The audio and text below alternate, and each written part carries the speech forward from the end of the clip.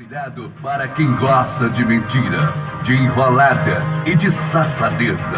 Como também não é aconselhado para quem se acha burro, pois só as pessoas inteligentes gostam de ouvi-lo.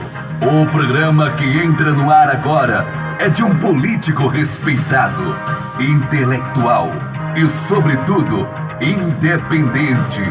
Ele não alisa ninguém, seja aliado ou adversário, mas aplaude na hora de aplaudir e critica na hora de criticar. Você vai ouvir o programa de maior audiência das rádios do interior de Pernambuco. Com a palavra, o Dr. Pedro Queiroz, o homem da verdade, doa a quem doer.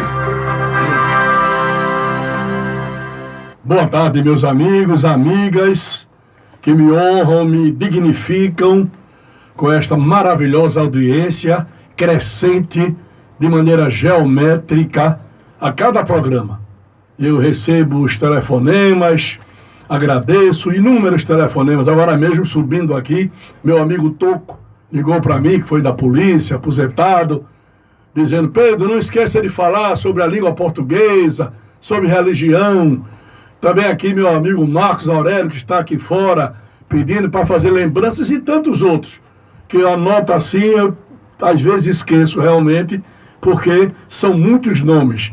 Mas isto tudo é em função da audiência e, sobremodo, da credibilidade. Até meu amigo Edinaldo Torres também comentou agora na saída sobre o programa, quando eu falava a respeito de uma doação que eu fiz para meu amigo Beto Muriçoca e Totinha, Fernando Santiago, para distribuir rádio com alguns amigos, um para Bio, outro para outros amigos que pediram, mas não entregaram o rádio, receberam o dinheiro, naturalmente estão me procurando para devolver. Bom, então, assim é a vida da gente, não é? A gente está no meio de comunicação e tem que participar de tudo isto. Eu quero, iniciando o programa, fazer uma observação. Vitória de Santo Antão, nesse sistema de biometria, que é o eleitor, que agora vai ter o seu voto biométrico, hoje nós estamos apenas com 74,4% de pessoas inscritas, cadastradas no sistema de biometria. O que é que significa? Significa dizer que amanhã, que é o último dia, 31 de março, todos os títulos serão cancelados. Amanhã. Quem não fizer biometria até amanhã, os títulos serão cancelados. Então, você vai ter apenas, a Justiça Eleitoral vai dar uma segunda chance, que será no dia 2 de maio. Mas amanhã, não, aqui no dia 2, eu observei, mas o bom é no dia 2. Amanhã, quem não fez biometria até amanhã, terá o título cancelado. Amanhã. Termina amanhã o prazo. Amanhã é 31 de março, né? Então, 31 de março. Termina amanhã. Quem não fez, aí você faz. Para que serve o título? Para muita coisa. Quem tem Bolsa Família, com o título cancelado, não recebe mais. Quem vai fazer um teste, quem vai fazer uma prova, quem quer se matricular num colégio, tem que ter o título, ele cancelado, não pode ter matrícula. Hoje o governo vive em função de informação. Informação através do título de eleitor, CPF, identidade, etc. Olha, vocês vejam, duas cidades, eu estava observando, em Pernambuco, que deveriam ter o segundo turno, não vão ter, que é Paulista, no Grande Recife, e Petrolina. Porque Paulista só fez 70,6% e Petrolina fez 75%. O que é que significa dizer? Paulista conseguiu até agora cadastrar 154.780 eleitores. E o Petrolina conseguiu cadastrar até agora 148.854 eleitores. Por quê? Para ter segundo turno, é preciso que a cidade tenha 200 mil eleitores. De 200 mil para cima. Não são habitantes, são eleitores. E até o momento, a Fórum Recife, só Olinda conseguiu. Olinda está já com 203.774 eleitores.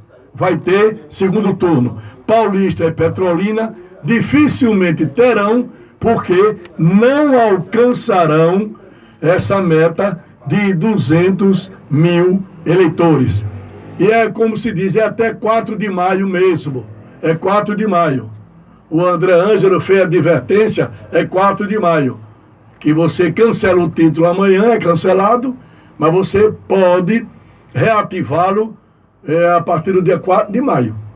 Mas é bom não brincar com isso, porque quem gosta, quem tem seu empregozinho, não pode, né? Deixar uma coisa dessa, um documento desse inválido. Mas ontem o Brasil todo acompanhando esse episódio do rompimento do PMDB com o governo, e a gente fica imaginando como será o Brasil, que está ruim, sem um comando da Dilma Rousseff, que não tem capacidade de gerenciamento. Como ficará a mão de Michel Temer, que também não significa que será ele o presidente, porque corre uma ação no Tribunal Superior Eleitoral. Essa ação no Tribunal Superior Eleitoral, se for acatada, cai o Michel Temer e tem que se convocar a eleição, porque o Congresso é um julgamento político. Quando o julgamento é político, afasta-se somente o presidente da República, como foi o caso de Collor. Assumiu Itamar Franco. E agora, quando ocorrer a defesa de Dilma e houver a votação no Congresso, ela caindo, assumirá Michel Temer. Muito bem. Mas tem no TSE uma ação que está na iminência de ser julgada. E em sendo julgada e acolhida, caiu Temer. Aí você diz, quem assume? Quem assume a presidência da República é Eduardo Cunha, presidente da Câmara, que já é réu no Supremo Tribunal Federal. Vejam que rolo compressor. Se partir para o Senado, é o Renan Calheiros, também responde a 9 inquéritos no Supremo Tribunal. A República está toda ela habitada por pessoas delinquentes que respondem a processo, inquérito, uns já são réus, como é o caso de Eduardo Cunha, que é a terceira pessoa da República, e você hoje está num país sem segurança. O Brasil, para que os senhores saibam, tem 81 senadores e 513 deputados federais. Tem 81 senadores e 513 deputados federais. E você me pergunta, quantos deputados estaduais tem o Brasil? Em todos os 27 estados, o Brasil tem 1.059 deputados estaduais. 1.059 deputados estaduais. Quantos vereadores tem no Brasil? Bom, o Brasil tem 59.764 vereadores. 59.764 vereadores. Nós temos 5.600 municípios, não é? Porque tem cidade com 11, outra com 19, outra com 20, 23, vai variável, né? Então, você tem hoje, eu estava fazendo um levantamento, somente a Câmara Federal e o Senado, os dois, Câmara e Senado, somente a Câmara Federal e o Senado, eles gastam cerca de 9 bilhões de reais. 9 bilhões de reais. Isso é o quê? É igual a 10% ao orçamento do Ministério da Educação para todo o Brasil. Mas é muito dinheiro, é. Aí você vai, aí eu dividi 9 bilhões por um ano, porque é por ano. Dividir 9 por 12. Você dividindo 9 por 12, você tem 25, aliás, dividir pelos dias do ano, você tem 25 milhões ao dia. O Congresso gasta por dia A Câmara e o Senado juntos, chama-se Congresso. Gastam por dia, custam no bolso da gente, Câmara Federal e o Senado da República, diariamente, custa no bolso de cada brasileiro 25 milhões por dia. Por dia. É um levantamento, eu calculei isso com o maior cuidado. Eu fui ver e fui fazendo levantamentos. Quanto custa cada parlamentar ao povo? Quanto custa cada parlamentar ao povo por dia? Quanto custa um deputado federal e um senador por dia? R$ 42.087. Por dia. R$ 42.087. A Câmara e o Senado custam por dia 25 milhões de reais. Todo dia. Domingo é domingo. Aí você está num país maravilhoso como este, não é? Onde cheio de ladrão. Ladrão você não pode confiar mais em ninguém. Às vezes o político bom paga o pato. Porque você está num enxame tão recheado de gangsters que você pensa que todo mundo é gangster. Todo mundo é ladrão. Aí paga o inocente pelo culpado. E falando nisso, meu caro André, você que é advogado, que você está aqui, sou eu do meu filho, sou eu do Queiroz, que também é advogado. Enquanto isso, a gente está cheio de ladrão. A Suécia, agora há pouco, a Suécia fechou 5 presídios. A Suécia fechou 5 presídios por falta de preso. Aqui tem que botar mais 20 por excesso de preso. E não vai dar. Vejam só, a Suécia fechou 5 presídios por falta de preso. Veja o mundo como é engraçado, né? De um lado, a bandalheira, a safadeza. Do outro lado, a vida organizada, disciplinada, dentro dos rigores da civilização. Então todos nós, brasileiros, sofremos com isto porque nós pagamos o pato. Nós pagamos o pato. Eu estava observando que a gente parece que diminuindo a esperança. Quando dizem que é a última que morre, parece que a esperança é a primeira que morre agora. Deixou de ser a última. Está sendo a primeira. Porque você liga a televisão, liga o rádio, não tem uma notícia boa.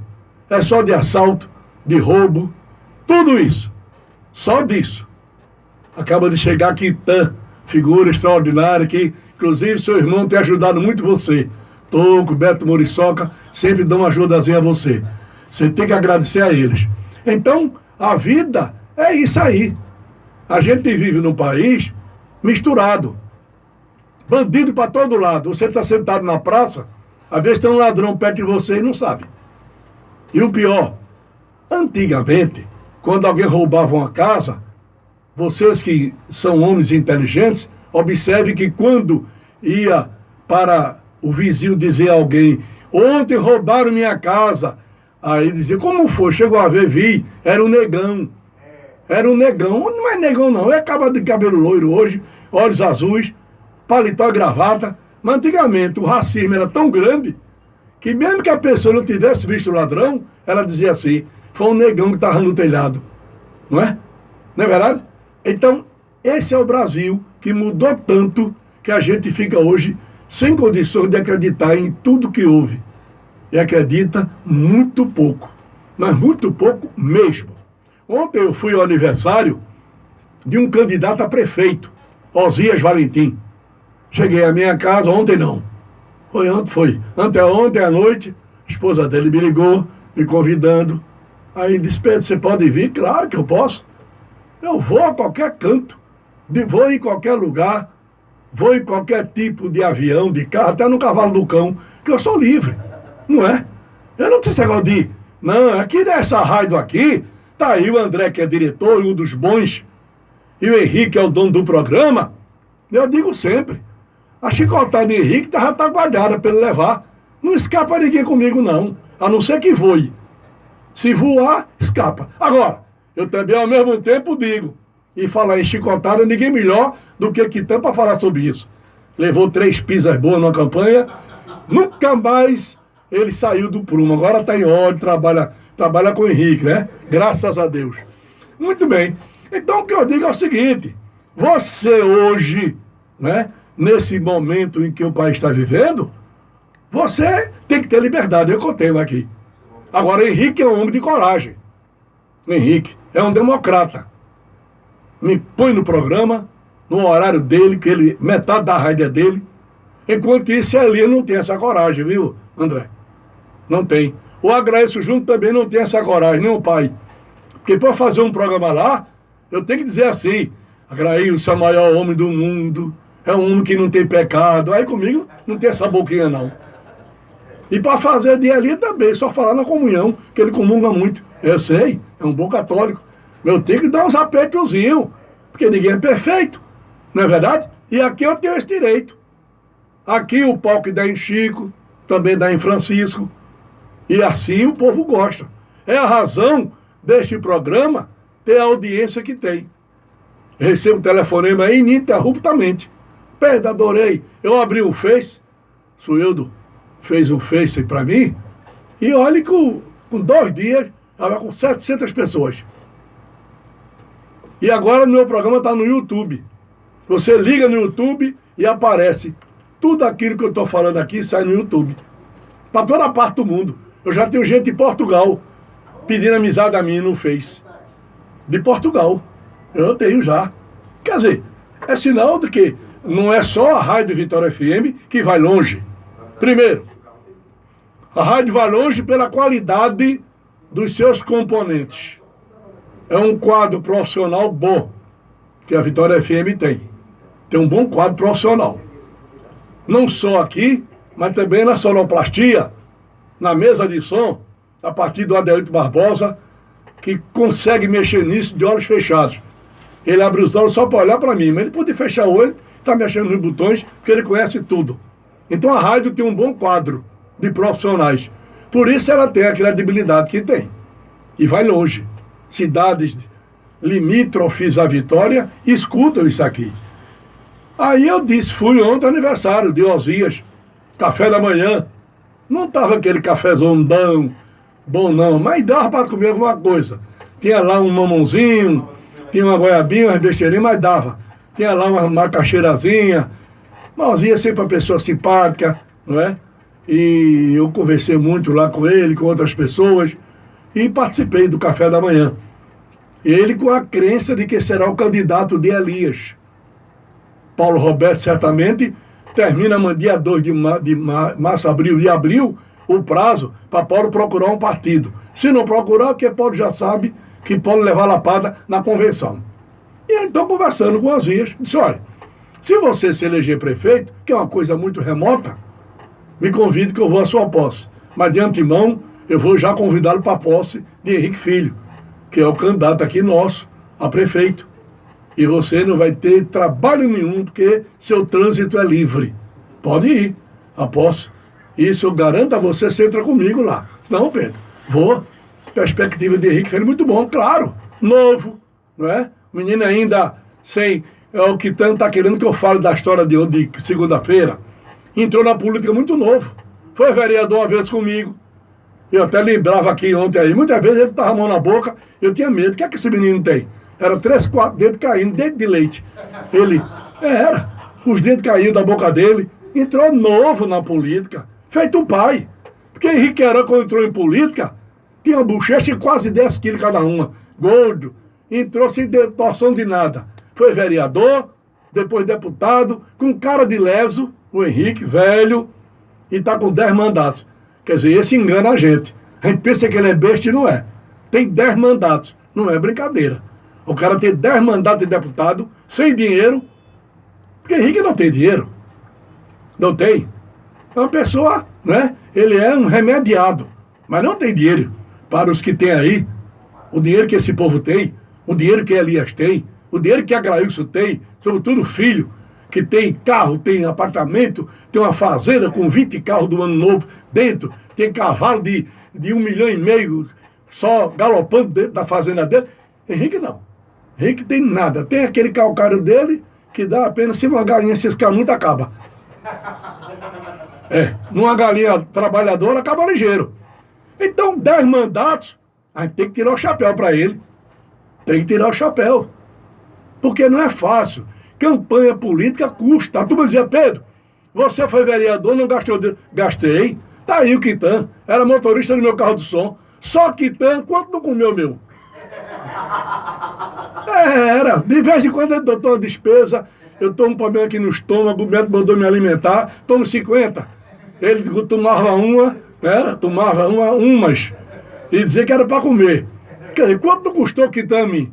E parece que Deus é maravilhoso. Recebeu uma pizza boa, aí depois ele se aprumou e disse, doutor Pedro tem que ser homenageado. E ficou até o final. Hoje está bem, graças a Deus, tem um carrinho dele, mas tudo isso é da vida pública. É da vida pública. Então, eu fui ao aniversário ontem, voltando a Osias, e falei sobre a campanha, e quero mandar meu abraço para Osias pelo seu aniversário. Foi ontem, não sei quantos anos ele tem, mas, de qualquer maneira, valeu a pena. A gente observa que na vida mesmo, o bom não é só o dinheiro. Ele é importante. Você com dinheiro faz muita coisa, mas não é 100%. Veja que Salomão, com 12 anos de idade, Salomão foi rei de Israel. Com 12 anos, rei Salomão. Com 12 anos, que foi o ano 974 antes de Cristo. O Salomão, 12 anos, foi rei de Israel. Quem foi que apareceu a ele? Deus. E perguntou, o que é que tu queres? O que é que ele respondeu? Sabedoria. Ele só quis sabedoria. Não quis riqueza. Se bem que tornou-se o homem mais rico da terra depois. A ponto de a Escritura dizer, nem os lírios do campo, com toda a sua beleza, se vestem tão bem. Aí para inverter, quanto Salomão. Aí invertendo se diz, nem Salomão, com toda a sua riqueza, se veste tão bem quanto os lírios do campo. Com toda a sua riqueza. Mas ele não pediu dinheiro a Deus. Pediu sabedoria, com 12 anos. No Brasil, Dom Pedro II, André e Adeilton, assumiu o governo no Império com 14 anos. Dom Pedro I abdicou, ele foi nomeado rei de Portugal também, saiu daqui e deixou o filho, Dom Pedro II, imperador do Brasil, tinha 14 anos, como não podia assumir de direito, de fato foi, mas houve o quê? Uma trinca, eram 3 pessoas que comandavam com ele, orientando pela idade dele a respeito dos negócios do Brasil. Dom Pedro II, 14 anos. O Brasil tem uma história bonita. O Brasil foi o único país da América Latina que teve monarquia. Nenhum teve. Uruguai, Paraguai, Argentina, Chile, ninguém teve. Só o Brasil. E demorou muito. De 1822 a 1889. Faça as contas. 60 e poucos anos de monarquia. De rei, de rainha, de tudo. O Brasil teve tudo isso. E Dom Pedro assumiu. Dom Pedro II. Porque o Dom Pedro I foi uma mistura de bandido com herói. Ele deu a independência do Brasil. Mas era muito mulherengo. Era mulherengo demais. Não podia ver uma mulher. Que ele partia, ficava debaixo dos corredores. À noite botava uma capa. Não escapava ninguém da mão dele. Dom Pedro I. Perigosíssimo. Inclusive, a primeira filha dele veio para o Pernambuco. Filha de uma francesinha. Morreu aqui, em Pernambuco. Que, na época, Dom João VI mandou para cá. Como rebeldia dele. E mandou a mulher que teve um filho de Dom Pedro I casasse com um tenente. Porque na época era assim, né? Casa com quem o imperador mandar. Carlota Joaquina, mulher de Dom João VI, foi quem inventou o chifre. Foi. Ela passava todo mundo. Dona Carlota era uma espanhola, odiava o Brasil. O Brasil, o povo era cheio de creca na cabeça, de piolho. Odiava o Brasil. Mas isso é um pouco de história que eu conto, porque tem muita gente que gosta de ouvir isso também, não é? E falando exatamente sobre isto, é que eu falo sobre a história da Vitória de Santo Antão. A gente está vivendo hoje uma nova história, porque a cada ano é uma nova história. Eleição municipal, quem vai governar a Vitória? Será que vale a pena o candidato de Elias agora, por melhor que seja? Por exemplo, eu sou amigo de Paulo, chamo um magnífico reitor, sou amigo de Osias, nós temos um excelente relacionamento, mas não vejo muita felicidade para a Vitória chegar a ter no comando uma pessoa que tenha uma vinculação muito profunda com Elias. Não é que Elias seja ruim, é porque a época de Elias passou. Passou. Vitória não cresceu nem com Elias, nem com o doutor Ivo, nem com Aglailson. Vitória cresceu o que cresceria com qualquer um. Até meu primo, Babá Engraxate, se fosse prefeito, tinha feito a mesma coisa. Porque a cidade tem arrecadação, tem dinheiro, tem de gastar em alguma coisa. Eu sempre digo, a obra mais importante de Vitória, nenhum prefeito fez. Saneamento. Saneamento é a base de tudo. Saneamento é tudo. Evita você... Quanto o governo não gasta com hospitais, com médicos, a parte física, tudo, enfim, funcionários, saúde. Uma cidade que tem um saneamento, tem pouca gente no hospital. E eu digo, e repito, uma cidade onde você só escuta barulho de ambulância é uma cidade doente. Cidade que só tem ambulância é uma cidade doente, porque não tem saneamento. A mosca pisa em todo canto. Tá aí agora, essa gripe que tá matando gente. Eu até anotei aqui, vem ali no carro, o cara disse a mim, Pedro, é uma tal de H1N1, não é isso? Isso não é novidade, não. Na Primeira Guerra Mundial, quando o Brasil participou, foi o único país que participou da Primeira Guerra Mundial, de 14 a 18, nós tivemos um presidente da República que morreu disso, Rodrigues Alves. Ele foi eleito presidente de 1902 a 1906, não havia eleição. Quando foi em 1917, ele foi chamado a ser candidato. Era um homem sério e saiu candidato a presidente da República. Francisco de Paula Rodrigues Alves, o nome dele. Saiu candidato e ganhou. Ele teria que assumir em 1918, morreu de gripe espanhola. Quando o Brasil mandou aviadores, médicos, enfermeiros para a guerra, na Primeira Guerra Mundial, para ajudar os ingleses, mais da metade morreu de gripe espanhola. Veja, como diz o italiano, é o corse e ricorse. O que é isso? É o ciclo e o reciclo. O que foi ontem, está voltando para hoje. Mas amo Vitória e desamo quem não a ama.